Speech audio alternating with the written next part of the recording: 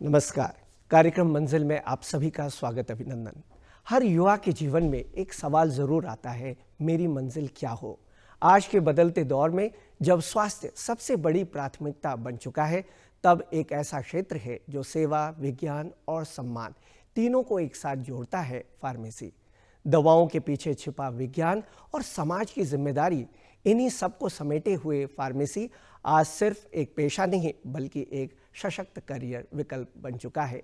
इस महत्वपूर्ण विषय पर आज हम चर्चा करेंगे, फार्मेसी में करियर की संभावनाएं।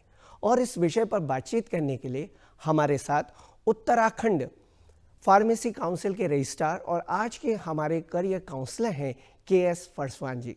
आइए आपकी मुलाकात उनसे कराते हैं। फरसवान जी, आपका बहुत बहुत स्वागत है। बहुत धन्यवाद सर।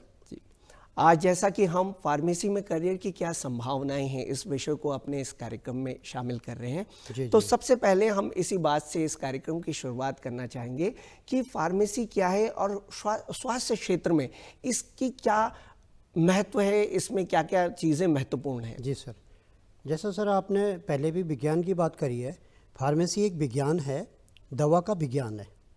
जो दवा की खोज, रिसर्च, उसके बाद दवा का उत्पादन, दवा का निर्माण, उसके बाद दवा का डिस्ट्रीब्यूशन, वितरण, दवा का मॉनिटरिंग, ये के साथ साथ यह भी सुनिश्चित करता है विज्ञान कि दवा क्या सुरक्षित है, इफ़ेक्टिव है, प्रभावी है या नहीं है, और हर मनुष्य के, हर देश के वासी के खरीद क्षमता में अफोर्डेबल है या नहीं है जी। तो ये फार्मेसी है। हम दवा तो सब लोग खाते हैं, परंतु सर आज आपको पहले थोड़ा मैं डिटेल बताऊंगा कि ये दवा आती कहाँ से है। तो ये जो फार्मेसी का जो मैंने विज्ञान बोला है, ये फार्मेसी एक विज्ञान है, तो इसके पीछे बहुत बड़ी प्रोसेस होती है। बहुत सारे क्वालिफाइड लोग, हाईली क्वालिफाइड लोग सब इसमें लगे हैं और हम तक ये दवा पहुंचा रहे हैं, और हम डॉक्टर के साथ रोगों को लड़ने में जो सहायक है और अपना जीवन हम लोग बेटर बना रहे हैं। जी सर, फार्मेसी में करियर बनाने के लिए कौन कौन से कोर्सेज हैं, ये हम सामान्य रूप से जानना चाहेंगे इस कार्यक्रम के माध्यम से। जी सर, बहुत बहुत अच्छा आपने प्रश्न किया। फार्मेसी में बेसिकली होता क्या है कि जनरली फार्मेसी माने अभी तक लोग समझते हैं कि मेडिकल स्टोर है। फार्मेसी माने मेडिकल स्टोर है। इसके पीछे थोड़ा मैं डिटेल आपको बता दूं। फार्मेसी में जो कोर्सेज होते हैं, 2 साल का डिप्लोमा होता है, 10+2 के बाद, 10+2 के बाद 2 साल का डिप्लोमा, उसमें 3 साल का हॉस्पिटल ट्रेनिंग, उसके बाद बैचलर जो डिग्री है, बी फार्म उसको बैचलर ऑफ इन फार्मेसी बोलते हैं, और तीसरा जो कोर्स होता है, थर्ड कोर्स है मास्टर ऑफ फार्मेसी, और वो अलग अलग विषय में होगा। Pharmacology, pharmaceutical science, pharmacognosy and pharmacology, जो दवाओं के इफेक्टोलॉजी के मतलब दवाओं का इफेक्ट मॉनिटरेट करता है शरीर पे, लीवर पे क्या प्रभाव पड़ेगा, स्किन पे। उसके अलावा अभी भारत सरकार ने एक नया कोर्स शुरू किया है, फार्म-डी करके। उसके लिए मैं थोड़ा सा आपको यूएस बताऊंगा। बेसिकली इंडिया में क्या है कि क्वालिटी बेस्ड ट्रीटमेंट नहीं है हमारे पास, क्वांटिटी बेस्ड ट्रीटमेंट है। आप देखेंगे कि डिस्ट्रिक्ट हॉस्पिटल में एक डॉक्टर के पास 200 पेशेंट होते हैं, 300 पेशेंट होते हैं। तो यूएस में जो है, यूरोप में क्वालिटी बेस्ड ट्रीटमेंट है जी। तो उसके लिए मैं थोड़ा फार्मा क्या काम करता है वो थोड़ा मैं आपको बता दूं। जो एम फार्म कोर्स है हमारा, फार्म डी कोर्स है, डॉक्टर ऑफ फार्मेसी, तो वो यूएस ने के पैटर्न पे लिया गया है। यूएस में क्या होता है कि डॉक्टर के साथ जो फार्म डी वाला होगा, डॉक्टर ऑफ फार्मेसी, वो भी साथ बैठता है। पहले डॉक्टर साहब ने पूरा मरीज़ देखा, उनके लक्षण देखे, डायग्नोस किया, ट्रीटमेंट लिखा।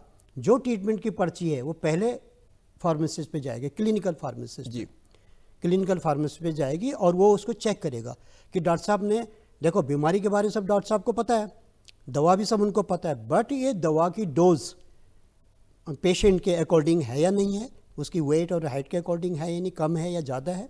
दूसरा चेक करेगा कि डॉक्टर साहब ने जो 4 दवाई लिखी, इन दवाओं के बीच में कोई रिएक्शन तो नहीं है आपस में, या एक दूसरे के प्रभाव को ख़त्म तो नहीं कर रहे हैं, ये उसमें आता है। तो उसी पैटर्न पे इंडिया ने भी, उसको बोलते हैं क्लिनिकल फार्मासिस्ट, उसी पैटर्न में इंडिया ने फार्म डी कोर्स शुरू किया है जी। तो बैचलरेट कोर्स है, ये डॉक्टरेट कोर्स है, और उसके बाद पीएचडी इन फार्मेसी, जो पीएचडी होगी एम फार्म के बाद पीएचडी होना। 12वीं के बाद फार्मेसी में कौन कौन से विषय लेने चाहिए एक अभ्यर्थी को इस क्षेत्र में जाने के लिए? जी जी। तो 12वीं के बाद साइंस स्ट्रीम में 10+2 की साइंस स्ट्रीम में आपको यदि इस क्षेत्र में आना है, फार्मेसी के कैरियर में आना है, बच्चे को या पेरेंट्स को यदि चाहते हैं कि हम फार्मा को कैरियर बनाएं अपना, तो उसके लिए बहुत ज़रूरी है इंग्लिश, फिजिक्स, केमिस्ट्री, बायोलॉजी या गणित में सारे विषयों में आपको पास होना पड़ेगा। जी, सारे विषयों में आपको पास होना पड़ेगा। ऐसा नहीं है कि कई बार हम ये देखने में आया है कि मैं भी रजिस्ट्रार हूँ, बच्चा बी फार्म करके, फार्म डी करके या डिप्लोमा करके जब रजिस्ट्रेशन के लिए हमारे पास आता है, तो अब वहाँ हम देखते हैं कि इनका तो 12th में ये तो बायो में तो पास ही नहीं थे, बिल्कुल ओवरऑल पास थे, सीबीएसई या आईसीएसई नॉर्म के अकॉर्डिंग ओवरऑल पास थे, 12th पास थे, बट बायो में एक सब्जेक्ट में आप फेल हैं, तो फिर वहाँ के फिर रजिस्ट्रेशन नहीं होगा। उससे क्या होगा, ये बच्चों का कैरियर ख़राब होगा, पेरेंट्स के पैसे ख़राब होंगे और उसका लाइफ का एक जो पीरियड रहता है वो पीरियड उनका बेकार जाएगा। बिल्कुल। तो इसलिए 10+2 में इसके लिए जो बेसिक नीड है 10+2 physics, chemistry, biology oblique maths में जी, उनको सेपरेट पास होना चाहिए। स्टूडेंट देख लें कि भाई मैं इन सब्जेक्ट में सेपरेट पास हूँ, तो आप फार्मा लाइन में के लिए अप्लाई कर सकते हैं और यहाँ करियर बना सकते हैं। बिल्कुल, ये आपने बहुत ही सुंदर कहा है कि जब बच्चा 12वीं में जाए तो एक तो सब्जेक्ट सिलेक्शन अपने हिसाब से जिसमें वो अच्छा है, अच्छा कर रहा है, उसको ज़रूर है, और अलग से सेपरेटली उसे पास होना ज़रूरी है अगर आप फार्मेसी के करियर में अपने जीवन को बनाना चाहते हैं, आगे बढ़ना चाहते हैं। सर, फार्मेसी के क्षेत्र में प्रमुख करियर विकल्प क्या क्या हैं, इस पर आप क्या कहेंगे? करियर विकल्प में आपने देखिए फार्मा लाइन मैंने पहले भी कहा था एक विज्ञान है। बिल्कुल। इसमें अब आप देखिए कि सबसे पहला जो करियर विकल्प आते हैं फार्मा लाइन में, रिसर्च आता है। बिल्कुल। दूसरा मैन्युफैक्चरिंग आती है। जी, मैन्युफैक्चरिंग आती है। उसके बाद तीसरा आता है क्वालिटी कंट्रोल, QC। ठीक है। चौथा जो सॉल्ट प्रिपरेशन होता है, जी, शॉर्ट प्रिपरेशन होता है। तो ये 4 इनके मेजर फील्ड हैं। बिल्कुल। और 5वां हो गया R&D, रिसर्च एंड डेवलपमेंट। जी, तो ये कैरियर विकल्प हैं इसमें। ये 4-5 चीज़ें इसमें इनका वास्ट बैकग्राउंड है, बहुत सारी इसमें चीज़ें हैं कि जो बच्चा जाके रिसर्च करेगा, मैन्युफैक्चरिंग करेगा। अभी आपने कोविड काल में देखा होगा, वैक्सीन बनी, हमारे पास 150 करोड़ लोग हैं इंडिया में, और इंडिया हब है मैन्युफैक्चरिंग में, दवा मैन्युफैक्चरिंग में। वर्ल्ड में सबसे ज़्यादा इंफ्रास्ट्रक्चर हमारे इंडिया में और यूएस से भी। यूएस की जो कंपनियां हैं वो क्या करती, इंडिया से भी दवा बना के मंगाती हैं, बट यहाँ से अप्रूव कराती है। जी, अप्रूव कराती है दवा US FDA से। तो हमारे पास सेलाक्वी में भी कुछ 2-3 कंपनियां हैं जो US FDA से अप्रूव्ड है। जी। और जब अप्रूव्ड है तो दवा बनाती है और अमेरिका खरीदता है हमारे यहाँ से दवा। सर, जैसा कि आपने क्लिनिकल फार्मेसी की अभी बात की थी, इसके साथ में हम आपसे हॉस्पिटल फार्मेसी, क्योंकि ये महत्वपूर्ण विकल्प भी है, इसके बारे में भी जानना चाहेंगे। तो सर 2 डिफरेंस हो गए। क्लिनिकल फार्मेसिस्ट मैंने अभी आपसे बात करी थी जी, कि वो फार्म डी होगा, 6 साल का कोर्स होगा और डॉक्टरेट कोर्स है। बिल्कुल। ठीक है। वो तो डॉक्टर के साथ बैठ के पेशेंट के हित के लिए, हम क्वालिटी ट्रीटमेंट के लिए मरीज आएँ, तो होता क्या है कि दवा से कुछ ना कुछ साइड इफेक्ट होता है। जी, तो वो क्या करता है, क्लिनिकल जो फार्मासिस्ट है वो क्या करेगा कि पेशेंट का जो डॉक्टर ने दवा लिखी है, डॉक्टर के साथ मिल करके EADR रिपोर्ट भी तैयार करेगा, एडवर्स रिएक्शन रिपोर्ट। ये दवा हमने दी है, डॉक्टर साहब ने दवा दी है, और इसका क्या क्या दुष्प्रभाव इसके शरीर में पड़ा, लीवर में क्या पड़ा, किडनी में क्या पड़ा, बिल्कुल EADR रिपोर्ट तैयार करेगा। उसके अलावा जो क्लिनिकल फार्मासिस्ट है, तो डॉक्टर के साथ मिल करके उन्होंने EADR रिपोर्ट तैयार करनी है और डॉक्टर को देनी है। जी, एडवर्स रिएक्शन। दूसरी बात जो हॉस्पिटल फार्मेसिस्ट की बात आपने करी, बिल्कुल, अब अस्पताल वाला फार्मासिस्ट है, उसके लिए जो क्वालिफिकेशन है वो डिप्लोमा या बैचलर है, डिप्लोमा या बैचलर है हर अस्पताल में। तो फार्मासिस्ट का काम होगा वो दवा डिस्ट्रीब्यूट करना, मरीज़ को दवा समझाना, ठीक है, उसके अलावा दवा की परचेज़ करना, दवा की स्टोरिंग करना कि दवा किस टेम्परेचर में रहनी चाहिए जी, कौन सी दवा 0 to 8 डिग्री सेंटीग्रेड में, कौन सी दवा माइनस में रखनी है हमको, कौन सा वैक्सीन या कौन सी इंजेक्शन हमको फ्रीजर में रखने हैं। तो वो दवा का ये हॉस्पिटल फार्मासिस्ट के अलावा क्योंकि हमारा जो उत्तराखंड प्रदेश है उसमें पहाड़ी भाग बहुत ज़्यादा है जी, अभी तक पहाड़ में डॉक्टर्स की बहुत कमी थी, अब तो नहीं है। और वहाँ इससे पहले मैं बिफोर 2000 पहले की बात कर रहा हूँ, 2010 से पहले की बात कर रहा हूँ, तो सारे अस्पतालों में डॉक्टर तो था नहीं, तो हॉस्पिटल फार्मासिस्ट ही मरीजों को फर्स्ट एड दे रहा था। पेशेंट आएगा, उनकी पट्टी करना, उनको फर्स्ट एड की दवा देना, बुखार सिर दर्द की दवा देना, उनको इंजेक्शन लगाना, टीटी लगाना, ये लगाना, वो सारी चीज़ें। तो हॉस्पिटल फार्मासिस्ट का रोल अलग हो गया, ठीक है, वो डॉक्टर के सबऑर्डिनेशन में काम करेगा, परंतु क्लिनिकल फार्मासिस्ट जो होगा उसका रोल बिल्कुल अलग है जी। तो हॉस्पिटल फार्मेसी में total drug storing, drug purchasing, अब दवाइयाँ आ रही तो कहाँ से आ रही गवर्नमेंट, बिल्कुल, तो वो सारा हॉस्पिटल फार्मेसिस्ट का काम है जी। सर, दवा निर्माण कंपनियों में जी फार्मेसी के छात्रों के लिए किस तरह के अवसर हैं? जी, दवा देखो, फार्मेसी माने दवा, बिल्कुल, और दवा माने मैन्युफैक्चरिंग। तो इतना इंडिया में, मैंने आपको अभी भी बोला है कि इंडिया हब है जी, मैन्युफैक्चरिंग का हब है। वर्ल्ड में हमारे पास सबसे ज़्यादा इंफ्रास्ट्रक्चर है दवा निर्माण में जी। कोविड काल की याद आ रही मुझे कि फॉरेन कंट्रीज़ ने, यूएस ने भी बोला, इंग्लैंड ने भी बोला कि आप हम रिसर्च कर रहे हैं। इंडिया भी रिसर्च में थी जी। रिसर्च में थोड़ा पहले बता दूं, 5 कंट्री थी, हमारा यूएस हो गया, जर्मनी हो गया, रशिया हो गया, चाइना हो गया, और इंग्लैंड और इंडिया, इन लोगों ने रिसर्च करी। परंतु वहाँ क्या था कि हम रिसर्च तो कर लेंगे, बट हमारे पास बनाने का इतना फैक्ट्रियाँ नहीं है जी, जितनी वैक्सीन चाहिए थी हर आदमी को लगना। तो इंडिया के पास ऑर्डर मिल गया कि आपने 100 करोड़ तो हमारे लिए बनानी है, आप वाइल तैयार रखो, मशीनी सेट रखो, जैसे रिसर्च हो जाएगी हम आपको देंगे और आप बना के दीजिए।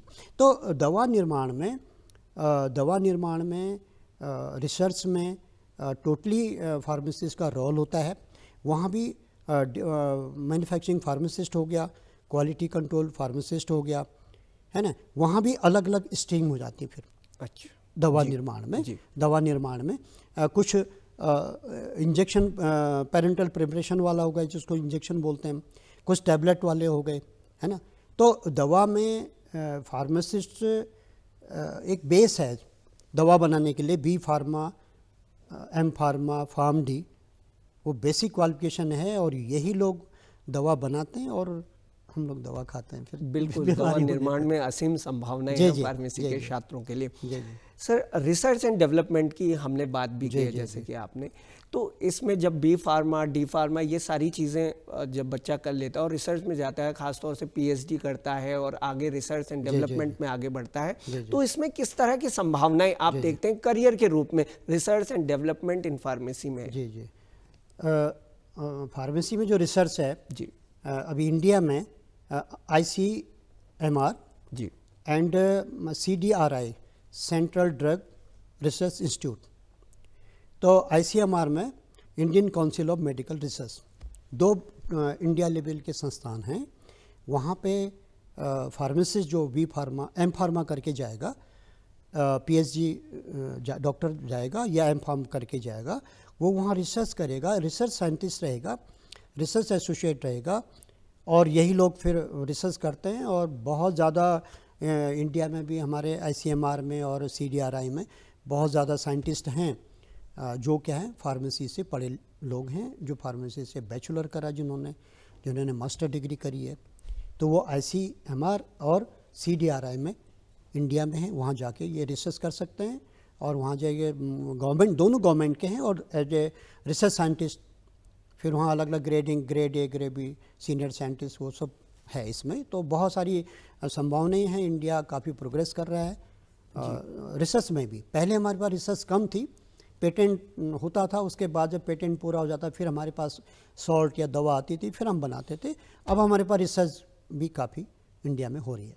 बिल्कुल, और रिसर्च एंड डेवलपमेंट के क्षेत्र में जो आगे बढ़ रहे हैं वो शिक्षा क्षेत्र में बहुत अच्छा कर जी सकते जी हैं। जी जी। सर, क्या फार्मासिस्ट, ये सामान्य रूप से एक विचार मन में आता है, क्या फार्मासिस्ट केवल दवाई की दुकान तक ही सीमित है?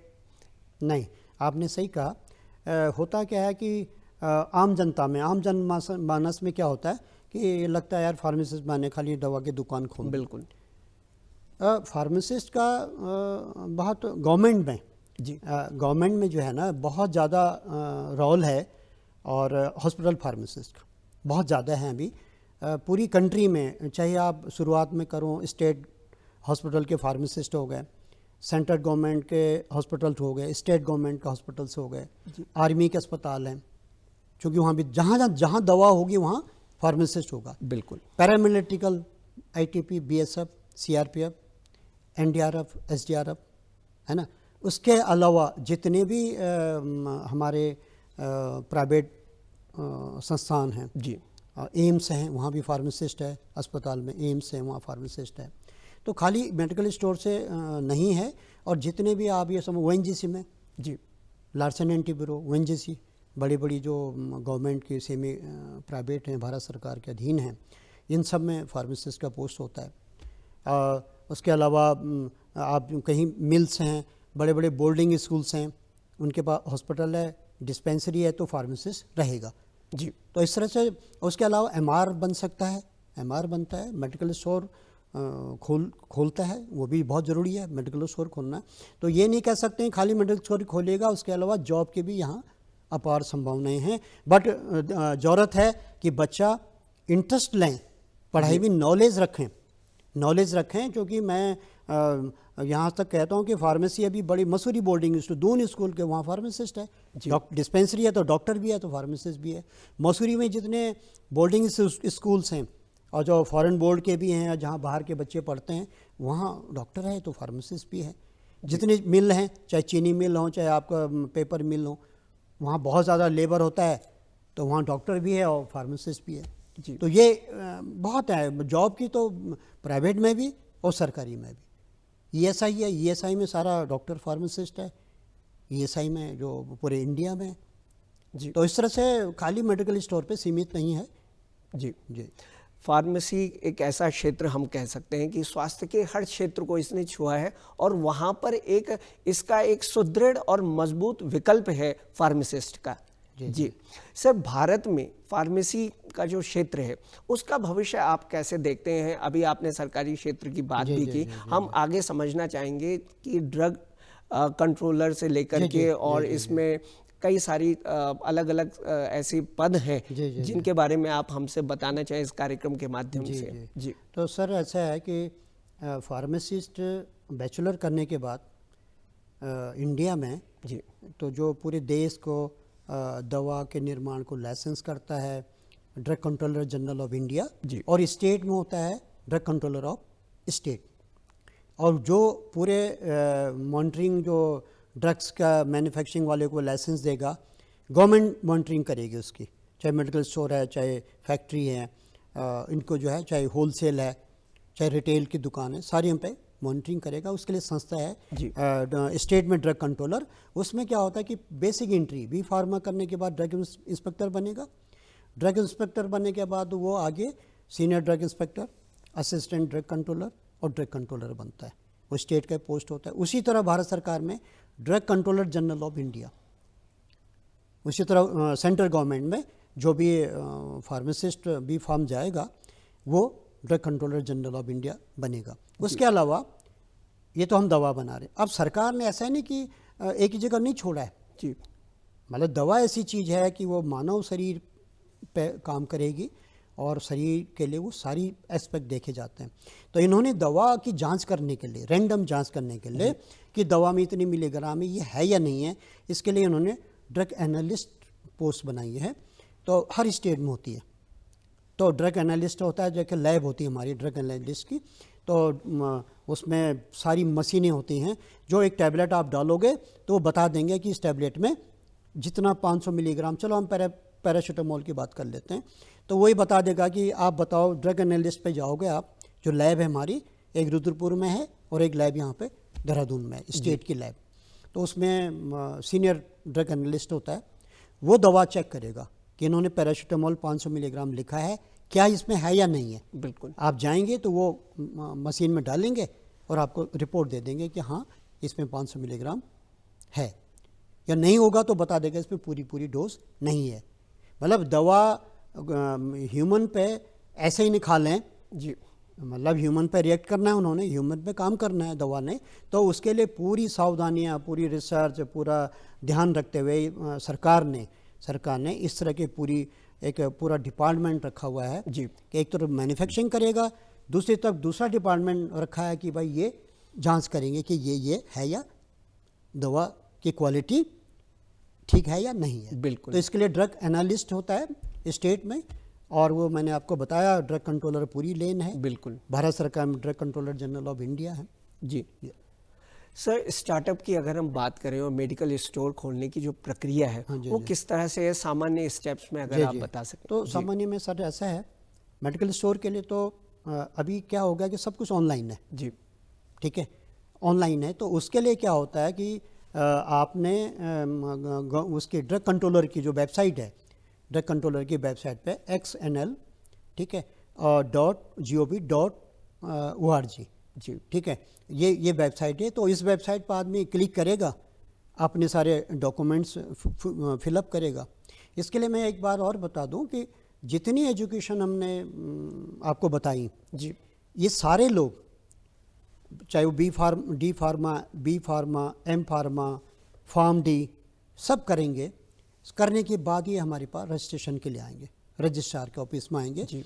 हम क्या काम करते हैं, हम इनकी क्वालिफिकेशन इनका देखेंगे कि इनका डिप्लोमा जो है ये मान्यता प्राप्त कॉलेज से है या नहीं है, इनका बैचलर डिग्री है तो इनका मान्यता प्राप्त कॉलेज से है या नहीं है, ये पूरा इसमें पास है नहीं है पूरा। तो जब सारी चीज़ें हम चेक करेंगे उनकी, ये कहाँ का निवासी है, उत्तराखंड का निवासी है कि नहीं, जहाँ का निवासी वहाँ रजिस्ट्रेशन करेगा, या यहाँ वो कहीं जॉब कर रहा है दवा के फील्ड में, जी। पहले से होलसेल में जॉब कर रहा है।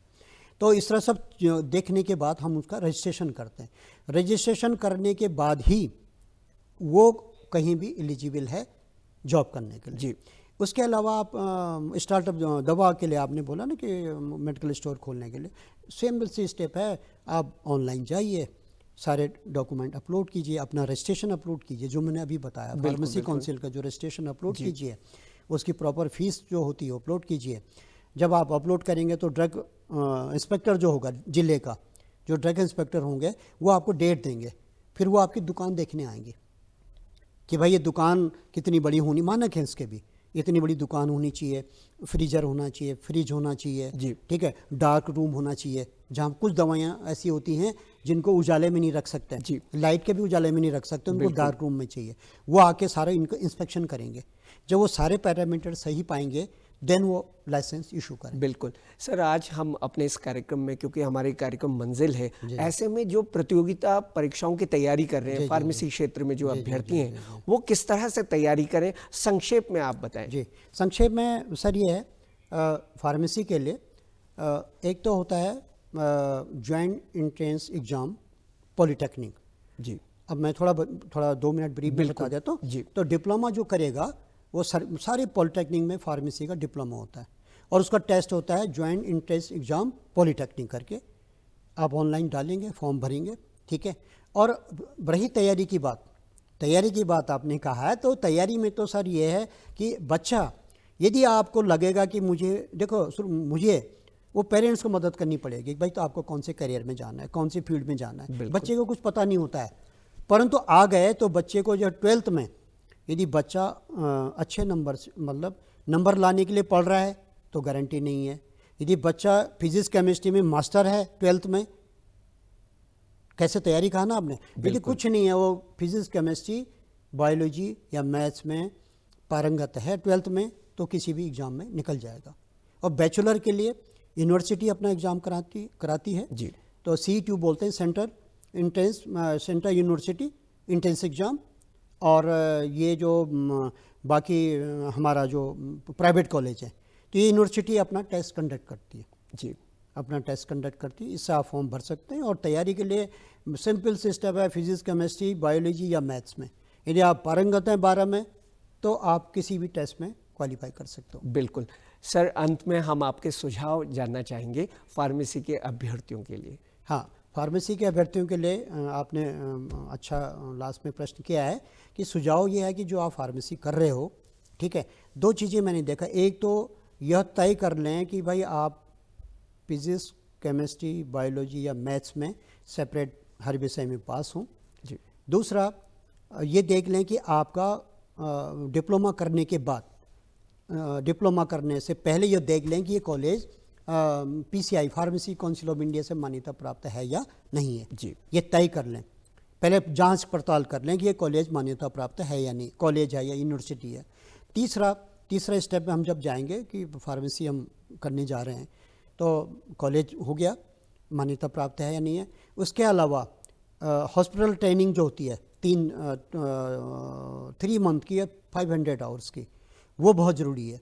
अभी हमने लेटर सर्कुलेट किया है पूरी जितनी भी यूनिवर्सिटीज़ हैं यहाँ पे, जितनी कॉलेज हैं जो फार्मेसी करा रहे हैं, जी, कि अच्छी तरह जांच लें कि बच्चे ने 12 में फिजिक्स, केमिस्ट्री, बायो में जो एसेंशियल सब्जेक्ट हैं, कंपलसरी सब्जेक्ट हैं, उनमें ये 12th पास है या पूरा सेपरेट पास है या नहीं है।